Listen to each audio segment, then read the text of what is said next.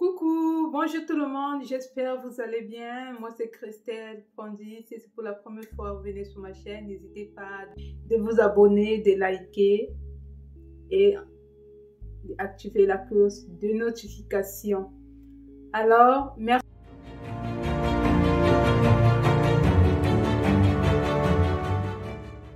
de vos retours, merci de vos commentaires. Je le prends à cœur ouvert. Merci beaucoup. Aujourd'hui, je vais vous parler pour les démarches à faire quand vous arrivez pour la première fois en France après avoir obtenu votre visa.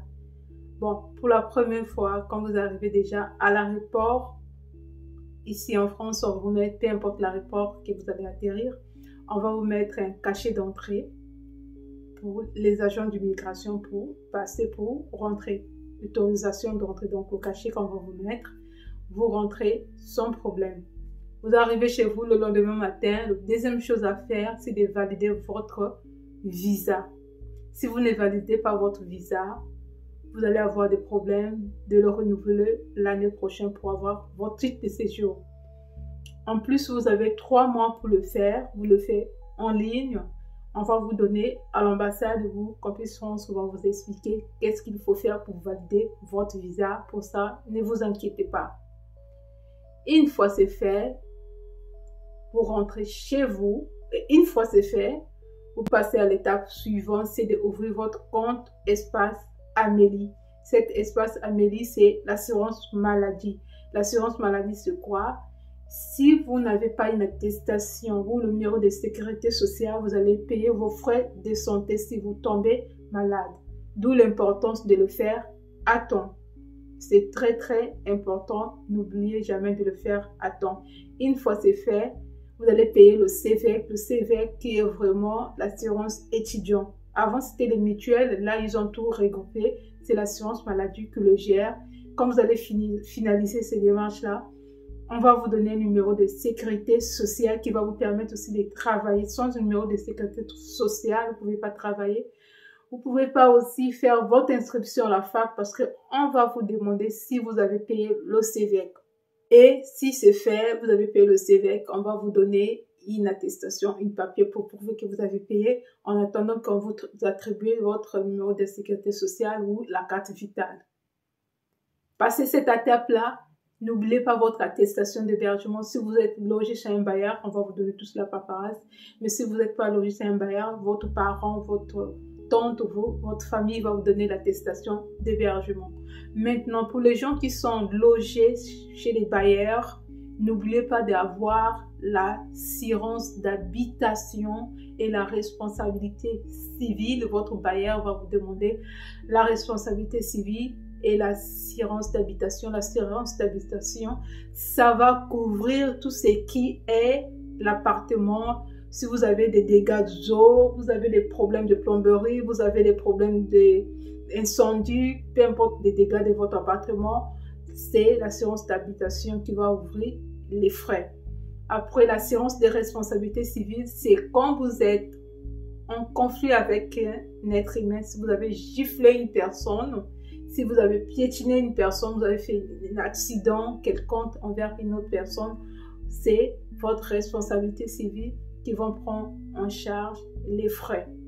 Ouais, souscrivez plutôt à votre responsabilité civile ou assurance d'habitation. Normalement, dans certaines mutuelles, souvent c'est les deux vont ensemble. Quand tu souscris à l'assurance d'habitation, tu peux souscrire directement à la responsabilité civile est inclus à l'intérieur. Pour moi, ma part, c'est à la banque. Je le fais quand je suis arrivée. Jusqu'à aujourd'hui, je suis toujours avec la banque, avec l'assurance d'habitation parce que je trouve ça pratique et un peu le coût moins cher. Donc, vous pouvez le faire quand vous allez ouvrir votre compte bancaire. Vous cherchez carrément les mutuelles qui peuvent vous aider à à souscrire à votre assurance d'habitation et responsabilité civile. Quand vous finissez de faire le tout, vous allez ouvrir votre compte bancaire et c'est là parfois c'est un peu délicat pour certaines personnes qui ne connaissent pas comment fonctionnent les règles bancaires. Évitez surtout de ne pas souscrire à certains produits de la banque qui ne va vous servir à rien qui va peut-être vous payer plus que prévu. Donc, évitez, faire attention. Cherchez peut-être les gens qui peuvent vous parrainer comme cela. Dès la première année, par exemple, si vous avez pris l'assurance d'habitation, vous n'avez pas payé ces frais d'assurance d'habitation. Bon, une bonne partie, déjà, la banque peut le prendre parce que vous avez une personne qui vous a parrainé. Pour notre banque, dans notre banque, si tu es parrainé, on ne te donne pas l'argent, mais la banque prend en charge certains frais, par exemple l'assurance d'habitation. Au lieu de payer par exemple 250 ou 100 et quelques l'année, tu peux payer peut-être 80 l'année ou 50 l'année parce que tu étais parrainé. Mais d'autres banques, comme la Société Générale, Boursorama, on te donne directement l'argent qui est versé dans ton compte bancaire. Quand vous finissez avec toutes ces démarches, assurance d'habitation, mutuelle, assurance maladie, la validation de votre visa, vous passez à l'étape suivante, c'est de faire votre inscription à la fac. Parce qu'à la fac, on va vous demander l'attestation d'hébergement, la responsabilité civile, la validation de votre visa et le CEVEC, l'assurance des études mutuelles des étudiants, le CEVEC qui est géré par l'assurance maladie.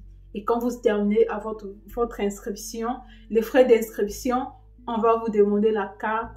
Soit vous le payez en ligne, si vous n'avez pas encore la carte bleue, vous pouvez demander l'aide à un ami, à un parent, à un frère, peu importe. Mais il faut le payer en ligne.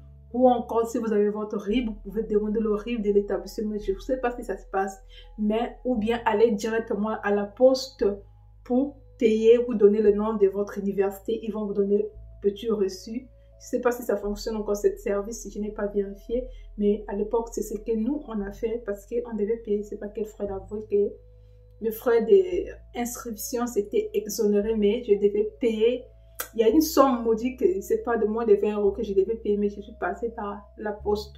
Cherchez au moins une personne qui peut vous donner la carte bleue. Vous lui donnez l'argent en espèces et la personne va payer avec sa carte bleue parce que c'est plus pratique. Parce que à la poste, ça coûte dans les 12 € ou c'est pas plus. Bon, moins de 30 €. Mais moi, je trouve encore de donner l'argent à une personne, c'est plus pratique. Vous finissez de faire votre inscription ou après, c'est l'APL. L'APL, c'est quoi? C'est l'aide au logement. Ça va vous permettre de payer votre logement. Ils vont prendre en contrepartie de votre loyer, en fait. Au lieu de payer, par exemple, 350 €, vous pouvez payer 200 € ou 250 €. Ça dépend de comment ils vont calculer, ça dépend des situations. Rappelez-vous toujours, en France, tout le monde, vous tous, vous n'avez pas la même situation. Voilà, quand vous finissez l'APL, le titre des transports. Le titre des transports, vous avez des réductions, ça dépend de vos régions, ça dépend de votre ville. Parce que ça varie, soit le bus ou le tram, soit la ville prend en moitié, soit les jeunes payent plus ou moins quand tu as 18 ans jusqu'à 25 ans, c'est pas 28 ans, le ticket de tram, dans ma ville, à moi, je crois, à Montpellier, tu vas payer un peu plus bas quand tu es dans cette tranche d'âge-là, quand tu es étudiant. Mais vraiment dans cette tranche d'âge-là, quand tu es jeune, tu paies le ticket de transport un peu moins cher que les autres. À partir de 28 ans et plus, je crois c'est aux alentours de moins de 50 comme ça, presque 50 € le mois. Et ça va dépendre. À Paris, là, ça a augmenté, c'est 80 et quelques euros. L'Île-de-France, RDP, le RRB, les bus, tout ça, jumelé à l'intérieur, tu paies presque 100 €. Donc, ça va dépendre de votre ville. Et c'est très important de faire votre ticket de transport parce que votre titre de transport pour éviter avoir des amendes. Parce que si tu montes comme ça, sans payer au transport, si en cas de les contrôleurs, tu vas payer l'amende. Et là, c'est pas bon, c'est pas trop bien. Déjà, commencer la vie avec les amendes. Il faut carrément l'éviter. Donc, c'était des choses très importantes à faire. Je ne crois pas si j'ai oublié autre chose. Donc, vous avez validation de votre visa, vous avez l'assurance maladie, le CEVEC à payer, l'inscription à la fac, ouverture de votre compte bancaire, suivi peut-être l'assurance d'habitation, ou la responsabilité civique si vous le prenez par la banque, si vous le faites au même moment que l'ouverture compte bancaire. Voilà. Et c'est l'inscription, après l'appel, pour le titre de transport. Et vous avez des réductions aussi, des réductions jeunes, la ligne téléphonique mobile. Donc là aussi, vous pouvez le faire après. Ça, c'est pas stressant déjà. Ça coûte un peu cher. Ça dépend des opérateurs. Mais déjà en France, c'est pas trop cher que ça aussi. Parce que vous avez parfois mais il faut faire toujours attention là où vous allez souscrire pour ne pas avoir à payer plus et de demander conseil si vous n'arrivez pas à faire des choses. Si vous ne savez rien, absolument rien, vous n'avez pas des informations, demandez conseil. Mais ce qui concerne validation de votre visa, d'autres choses, je crois que votre agent Campus France va vous donner certains éléments, tout ce qui concerne la mutuelle et la validation de votre visa. C'était tout pour aujourd'hui. Je vous dis à bientôt. La prochaine vidéo, je vais vous dire les erreurs à ne pas faire quand vous voyagez et ce qu'il faut faire avant de prendre l'avion. Les choses à acheter sur place et à ne pas acheter sur place. Je vous souhaite la bienveillance dans tout ce que vous êtes en train d'entreprendre. À la prochaine fois. Ciao. Merci beaucoup. N'hésitez pas de vous abonner pour soutenir la chaîne. Ça compte énormément pour moi. Merci.